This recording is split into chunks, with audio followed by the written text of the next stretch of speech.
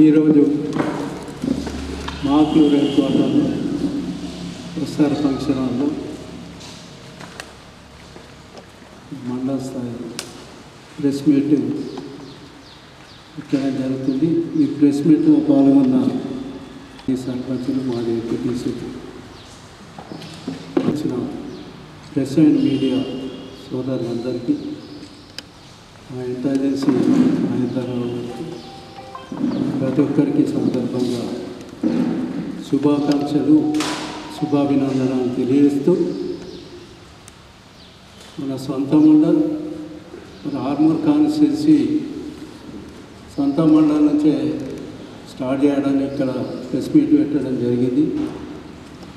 ఈ సమావేశానికి ఇచ్చేసిన ప్రతి ఒక్కరికి మరొకసారి శుభాకాంక్షలు, ధన్యవాదాలు తెలియజేస్తూ, ప్రెస్ మీట్ ఉద్దేశం ఒక్కటే. దీంట్లో ఏదైతే 42% బీసీ డిక్లరేషన్ గురించి, అట్లాగే రైతుల సమస్యల గురించి, పల్లెల్లో గతంలో పల్లె ప్రగతి గురించి, నాడు నేడు కేసీఆర్ గారు తెలంగాణ తొలి ముఖ్యమంత్రి ఉన్నప్పుడు ఒక రైతును తనొక రైతుగా రైతులను రాజు చేయాలనుకునేది సంకల్పంతో రైతులకు ఎన్నో సంక్షేమ పథకాలు చేపట్టడం జరిగింది.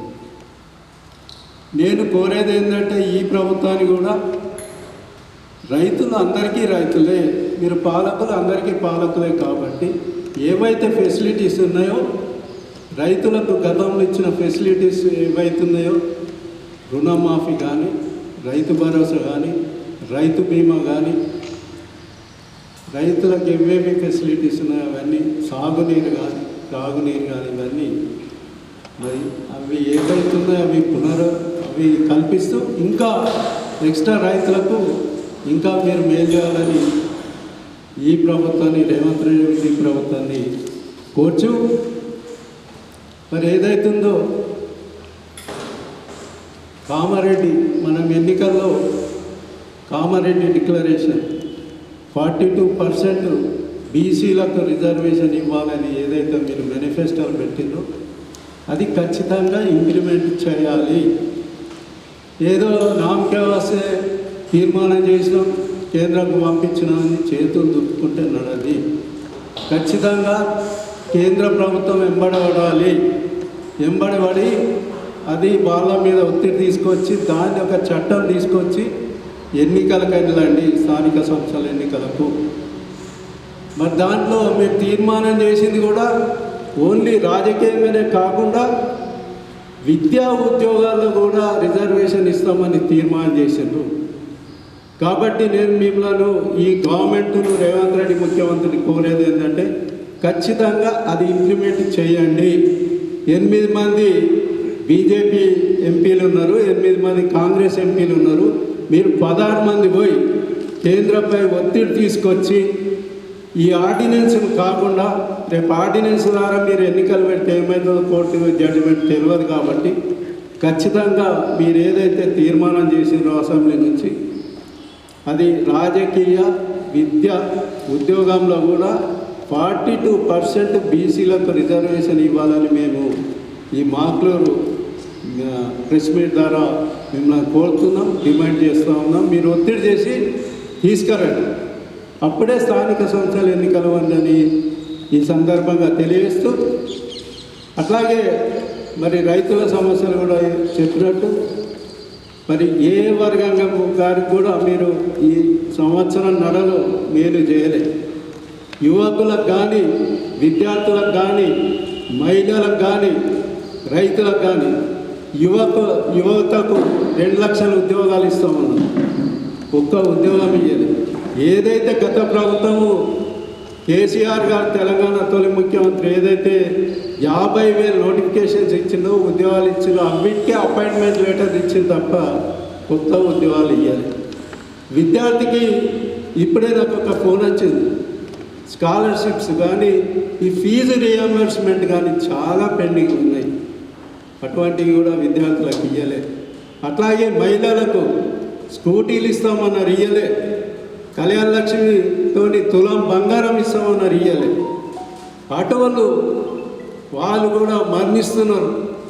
ఎందరికో ఉద్యోగస్తున్నారు. మొన్ననే మాకు రెగ్యులర్ చేయాలని అవుట్సోర్సింగ్ ఉద్యోగులు కూడా మరి దారుణ చేసిన రోజు ఉంది.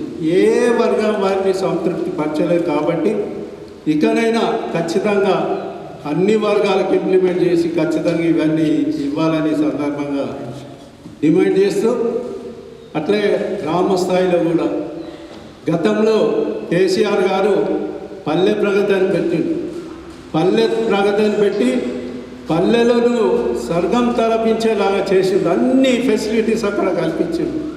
ఈరోజు ఏమవుతుంది, అక్కడ హరితారం లేదు, ఇంకోటి లేదు, చెట్లు వెళ్ళిపోతున్నాయి, ప్రతి ఒక్కటి మరి స్తబ్దత ఉంది. కాబట్టి అది కంటిన్యూ చేసి ఏదైతే పల్లె ప్రగతిలో వచ్చినాయని మీరు ఆ సౌకర్యాలు ఈ గవర్నమెంట్ కూడా చేయాలని చెప్తూ, మీకు తెలుసు గతంలో కేంద్ర ప్రభుత్వం మన తెలంగాణకు భారతదేశంలోనే 20 దాంట్లో 19 అవార్డ్స్ మన గ్రామ పంచాయతీకి వచ్చింది. తెలంగాణ గ్రామ పంచాయతీ అది ఇప్పుడు చూస్తే 2 అవార్డ్స్ వచ్చినాయి. ఈ గవర్నమెంట్లో కేంద్ర ప్రభుత్వ అవార్డ్స్ 2 వచ్చినాయి. మొత్తం ఆంధ్రకు కనుకపోతున్నారు. మనం ఏం చేస్తా ఉన్నాం, మళ్ళీ సురైంది. మళ్ళీ మన నీళ్ళు ఆంధ్రలో బనకచేతని తరలించుకోపోయే స్థితికి వచ్చింది. మళ్ళీ తెలంగాణను మనం కాపాడుకోవాలి. మేధావులు కానీ, జర్నలిస్టు కానీ, నాయకులు కానీ అందరు కలిసి మరో తెలంగాణ ఉద్యమము తీసుకురావాలని ఈ సందర్భంగా తెలియజేస్తూ, మరి రైతులకు కూడా రైతు భరోసా అన్నారు, రైతు బంధు రైతు భరోసా అన్నారు. 10,000 ఇస్తే 15,000 ఇస్తామన్నారు. ఇప్పుడు 12,000 ఇచ్చింది. అది కూడా సంపూర్ణంగా లేదు. మనం చూసాం ఫస్ట్ టైము ఏదైతే రైతు బంధుకు కేసీఆర్ పెట్టిన డబ్బులు పనిచేసింది. మళ్ళీ వ్యాసంగి వర్షాకాలం 2 ఎగ్గొట్టి మళ్ళీ ఇప్పుడు మంచిది. అది సంపూర్ణం లేదు. 2 లక్షలు రుణం అన్నారు, అది సంపూర్ణం లేదు. 40%కే వచ్చింది. ఎగ్జాంపుల్ నాకే రాలేదు, 2 లక్షలు మాఫ్ కాలేదు. చాలామంది ఉన్నారు. కాబట్టి ఇవన్నీ ఖచ్చితంగా మీరు ఇవ్వాలని, అట్లాగే రైతులకు మీరే చెప్పిండ్రు గెలిస్తే అన్ని పంటలకు అన్ని వనరులకు బోనస్ ఇస్తామని చెప్పింది. మళ్ళీ ఇప్పుడు ఎగ్గొట్టిరు. ఓన్లీ సన్నట్లకే బోనస్ అన్నారు. ఆ సన్నట్లకు కూడా బోనస్ పాక్షికంగానే ఇచ్చారు. ఇప్పుడైతే ఇప్పుడు ఈ వ్యాసంగి బోనస్ అస్సలు ఇవ్వలేదు. మన స్టేట్లో కనీసము 1,200 కోట్ల బోనస్ ఈ గవర్నమెంట్ బాకీ ఉంది. కాబట్టి రైతులకు ఏదైతుందో ఆ బోనస్ కూడా మీరు చెప్పిందే అన్ని పంటలకు ఈ బోనస్ వర్తింపజేయాలని, ఏదైతే బాకీ పడ్డారో అది ఇమ్మీడియట్ రైతులకు ఇప్పించి మీరు ఈ లోకల్ బాడీస్ ఎన్నికలకు ఇవన్నీ అయినాకనే ఎన్నికలకు రండి ఈ సందర్భంగా మీకు తెలియజేస్తూ, వచ్చిన మా press media, print media and మా నాయకులందరికీ ఈ సందర్భంగా కృతజ్ఞత ధన్యవాదాలు తెలియజేస్తూ, అట్లాగే చాలా ఉన్నాయి. మా అశోక్ రావు చెప్తా ఉన్నాడు, పెన్షన్స్ 2,000 నుంచి 4,000 చేస్తామన్నారు. 6 గ్యారంటీలు అన్నారు. 6 గ్యారంటీలో ఒక్క గ్యారంటీ అమలు చేసింది ఒక మహిళలకి ఒక ఉచిత బస్సు ఒకటి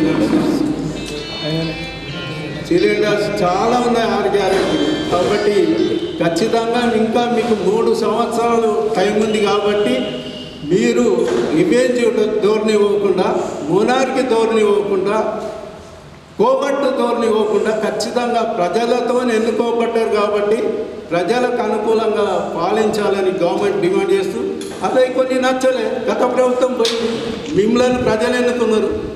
మీరు ప్రజల మన్నన పొందండి, ఒక్కడికి నాలు చేయండి. ఆయన చేసిండు, నేను రద్దు చేస్తా, ఆయన ఆనవాళ్ళు లేకుండా చేస్తా అంటే అది మంచి పద్ధతి కాదు. ఖచ్చితంగా ఏదైతుందో గతంలో చూసాం మనం. రాజశేఖర్ రెడ్డి ఆరోగ్యశ్రీ పెడితే అది కంటిన్యూ చేసిన మంచి స్కీమ్ అని చెప్పి ప్రజల్లో.